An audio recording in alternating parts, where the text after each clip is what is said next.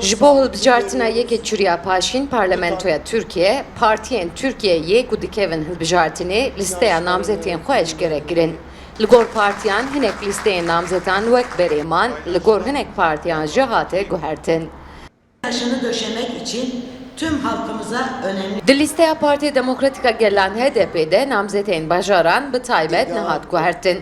Hevserokê Partiya Demokratîk a Gelan Selahattin Demirtaş ji İstanbulê, Figen Yüksekdağ ji Wanê, ji heyeta İmraliye Sırrı Süreyya Önder ji Ankarê, Pervin Buldan ji İstanbulê, İdris Baluken ji Amedê namzet bûn. Yek û ciyê wê hate guhertin Celal Doğan bû.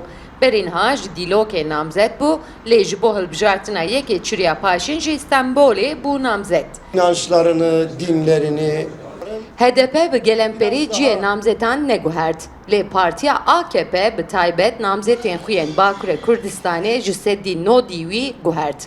Ji Amedê parlamenterê Berê Amedê Galip Ensarioğlu cardin ji Amedê bû namzet.